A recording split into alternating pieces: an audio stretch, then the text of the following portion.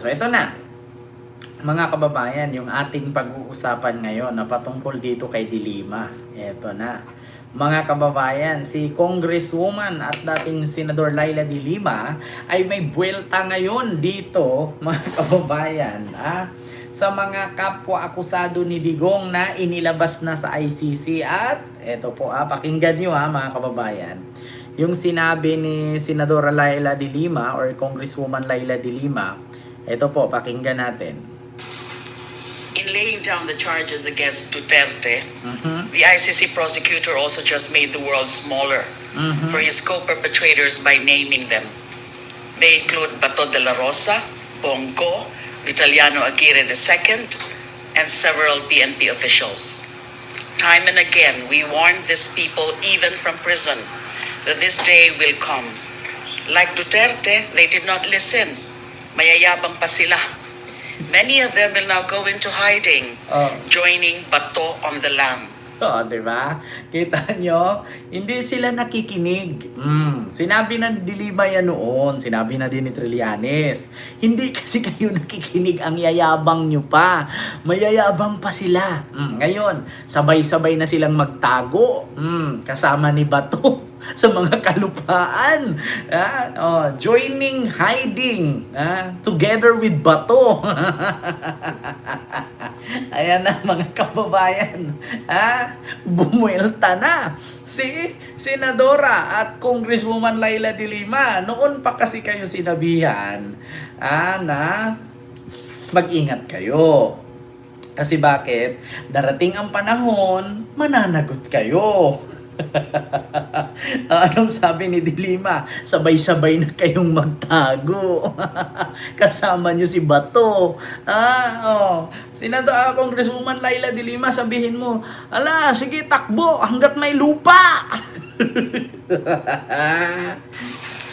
In laying down the charges against Duterte, the ICC prosecutor also just made the world smaller for his co-perpetrators by name. Ginawa daw ng mga ICC prosecutor na lumiit daw ang mundo ng mga kapwa-akusado ni Digong, no? Lumiit ang mundo. Kasi pinangalanan nga naman. Continue. They include Bato de la Rosa, Bongo, Vitaliano Aguirre II, and several PNP officials. Time and again, we warned these people even from prison. Sabi nga ni Laila Dilima, time and again, we warn this person even in prison. Sabi nga ni Dilima, nung kahit nasa kulungan pa siya, sinabi na niya na mananagot kayo. Hindi maganda yung ginagawa ninyo.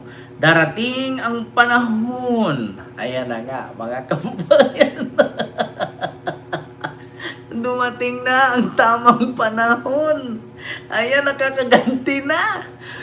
Nakakaganti na. Si Congresswoman Laila Dilima. Ayan Isa lang ang sabi ni Laila Dilima. Okay lang yun sa akin. At least 7 taon. Kayo, wala na kayong uwian. Nakakaganti na. Bukod dyan, ano pa? This day will come. Like Duterte, they did not listen. Mayayabang pa sila. Diba? Katulad kay Duterte, hindi nakikinig, mayabang ka pa. Kasi ang akala kasi nila mga kababayan, sila na may-ari ng sanlibutan. Ano kaya si Kibuloy? Diba? Ano daw yung tawa mo, iyak ka din. Ano daw? Bakit ako iiyak? Putang ina. Ba't naman ako iiyak? Diba? Biruin mo, even Duterte did not listen. Mayayabang pa sila. Piskal ako, mayor ako, presidente ako, ma'am. Magtanong ka dyan sa paligid mo, ma'am. Because guilt is personal, wala kang alam. Potang ina, saan yung guilt is personal, wala kang alam? Saan ka ngayon? Nasaan ka ngayon, Digong? Continue. Many of them will now go into hiding, joining Bato on the lam. Diba? Halos daw ito na ngayon. Many of them are going to hiding. Ala, ito na, magtatago na to isa-isa. Tandaan ninyo, ang liit ng Pilipinas. Many of them are going to hiding. Joining bato on the land. Putang ina, mga kababayan, ha? Putang ina, tago, takbo! O yan, takbo hanggat may lupa. Nako, eto na, nako, ito po. Mga kababayan, alam ko dahil nabanggit mo kanina kay Cecil Yander. Sabi ni Cheryl, ano daw? Wala, ito na mga kababayan, karma na yan. Ngayon at nakulong na yung Diyos nila. Unti-unti na rin silang mauubos, magsama at pagkita sila sa kulungan, sabi ni Ma'am Ashley Kate, di ba? Oo, again sa'yo, Sir Kent. Karma is real talaga. Halos makukulong na lahat ng galamay ni Digong, Sir Michael Angelo Dalisay. Diba? Oo, they are so arrogant. Diba, Ma'am Christina Mangusin? Totoo naman, mga mayayabang kasi sila. Kasi ang akala nila, hawak na nila ang Pilipinas, presidente si Digong, hindi nila alam na, diba, darating ang panahon. Alam yun, sa totoo lang mga kababayan, mauubos talaga to sila. Mauubos talaga to sila. Maniwala ka sa akin. Si Bongo, si Bato, si Sarah, si Joel, si Che, si Jinggoy. Ay, oo nga, maubos nga sila. Pero natatawa talaga ako kay Dilima. Some of them are going to hide joining with Bato on the land. Diba? Magsama na daw sila. They will now go into hiding, joining Bato on the lam. No matter. Justice will always catch up with them. Justice will be served. Panahon na ng pagpapanagot sa pagpatay sa mga kapwa Pilipino. Oras na ng pagbabayad sa mga krimen laban sa sangkatauhan. Justice is coming. Di ba? Ayan na, sabi ko sa inyo. Ayan yung mga consequences ng mga pinagagawa ninyo. Diba? Tandaan ninyo, si Laila de Lima, anong ginawa ninyo? Anong ginawa ninyo kay Laila de Lima nung panahong nasa pwesto kayo, pinahirapan nyo yung ale. Tapos, binaboy nyo pa. Ang sabi nyo pa ay, Junel pa kayong nalalaman. Diba? Ano ngayon kayo? Diba? Nako, mga kababayan, yung mga DDS, hindi na nila alam kung anong paggagawin pa nila, mga kababayan. Oo. Masakit mang isipin. Kent, kung lahat sila mga kulong, ano daw sabi ni Ma'am Ashley Kate, Kent, kung makukulong silang lahat, ang saya siguro, lalo kapag nagsasama silang lahat sa kulungan, kasama si Sarah maging guro nila. Alam niyo, sa totoo lang mga kababayan, si Sarah mahirap ikulong yan. Bakit? Kasi kapag kakasuhan mo yan, magpapanggap na baliw yan eh. Group sa dahig soon. I feel you, Sir Kent. Yung tawa mo wagas, tumawa tuloy ako. Ay nako, eto na. Ayan na mga kababayan, ang karma. Naku mga DDS. Ano na naman kayang reaksyon ng mga DDS dito? Sasabihin na naman nila, ayan na naman. Binayaran na naman ni PBBM ang ICC para ipakulong si Bato. Putang ina na naman. Ito gagawa na naman kwento to mga putang ina. Binayaran na naman ni BBM ang ICC para ipakulong si Bato, si Bongo. Oo. Diyos ko, sasabihin na naman nila, ipapakidnap na naman ni PBBM. Ay nako, Diyos ko mga kababayan, mga DDS, kaya pa ba? Mga DDS, ano na? Akala ko one time, big time rally, walang kwenta. Impeachment, binasura. Yung senador yun, makukulong na. Kawawang mga nilalang, Yung impeachment, binasura. Yung rally, nilangaw. Yung tatay nila, karton. si Rocky, nabulok na yung labi. Sa kakatsupa, nagkakaroon na ng AIDS. Alaga, mga kababayan. Si Sara mai-impeach. Putang ina.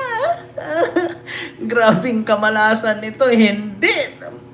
Hindi nyo taon ang 2026, no? Mga DDS. Hindi nyo taon. Ha? Puro kamalasan ang salubong.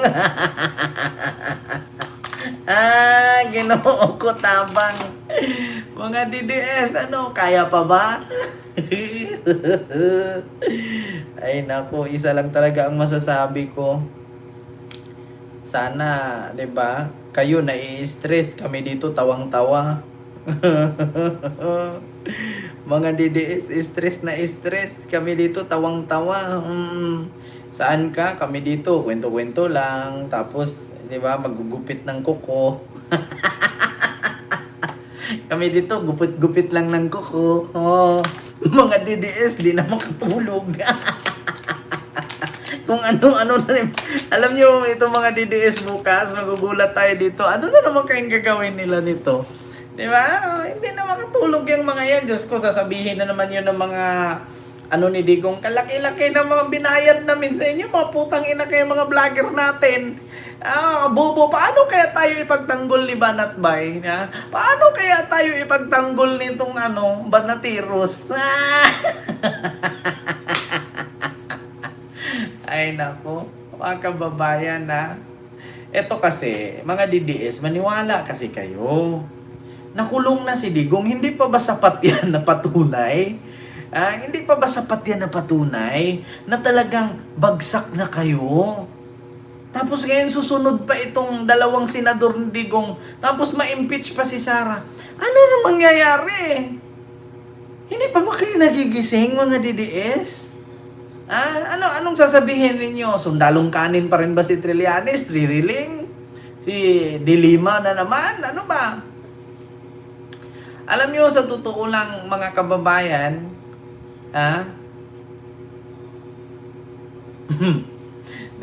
alam niyo, sa totoo lang mga kababayan, walang masama ang sumuko sa pagsuporta. Kasi nagtataka lang ako, ano kayang nakain itong mga DDS na laging sinasabi, ang aming presidente si Sara magbabago sa Pilipinas. Ngayon pangalang Vice President, wala nang kwenta, tapos paano baguhin ang Pilipinas? Sabagay, alam niyo, sa totoo lang mga kababayan, sa ngayon po, aminado po ako na si Sara po talaga ang makakapagpabago ng Pilipinas. Bakit? Kasi ngayon, ang tawag sa ating bansa, Pilipinas. Pero pag si Sara maging presidente, ang tawag sa atin, Ching Chan Su. Mga kababayan, totoo yan, na ang sabi ng mga DDS, si Sara ang makapagpabago ng ating bansa. Totoo yan. Kasi pag siya ang naging presidente, province of China na tayo. Ang pangalan sa atin ay, tawag dito, timpu, hindi, Japanese ang tempura eh. Ang tawag sa atin dito ay kikiam. Kikiam. Naku, mga kababayan. Sabi ni Ma'am Ana, bakit kin si Chubby tahimik ngayon? Wala na, 'di ba? Wala, tahimik na siya ngayon. So, meron nga daw silang rallying gaganapin sa February 25 at saka 26. Anong rally na naman ito? Ano na naman pasabog nyo na naman? Diyos ko naman, Diyos ko. Hindi ba kayo nagsasawa? Alam niyo, sa totoo lang, napagod na kami mga Pilipino sa inyo. Mga DDS, pagod na kami sa inyo. Tingnan ninyo yung mga idolo ninyo, yung mga pambato ninyo, si Bongo, si Bato, si Digong. Wala na, mag-reunion na sa loob. Diyos ko, mga kababayan, mag-reunion na sa ICC ang mga lolo ninyo. Ay, buhay talaga, mga kababayan. Kaya, yun lang ang aking reaksyon na may buwelta na si Laila de Lima. So ngayon daw na inilabas ng ICC ang mga pangalan ng mga sangkot kay Digong, kanya-kanyang tago na daw to. Kanya-kanyang tago kasama kay Bato. Kung saan. Naku, totoo kaya mga kababayan na magtago itong mga to? Sa loob na lang sila ng kulungan mag-rally, sabi ni Sir Michael Angelo. Di ba? Kadami na namang babayaran ni Lolo Chavit sa rally. Sama-sama rin si Biguti at Marco Dog. Oh, ito ha. Ito pa mga kababayan. Ito ang sabi ni Robin. Na kapag aristuhin si Bato, sasama siya. Eh ngayon paano yan? Aaristuhin pati si Bungo. So hindi ka na makauwi niyan, Robin. O ano na naman tong ipapahayag ni Robin mga kababayan? Ano na naman tong ikikwento ni Robin? 'Di ba? Nasa dahig sina Sara Pulong para sa February 23, may bahay na siguro sila doon. Ay, nako mga kababayan. Ito lang nga ang aking masasabi. Speaking of dahig, speaking of Sara, naiyak daw si Robin Kent. Diyos ko. Hindi na ako maniwala dyan, Ma'am Alex. Hindi na ako maniwala dyan kung umiiyak man si Robin. Bakit? Artista yan eh. Oh, ginang ina. 'Di ba?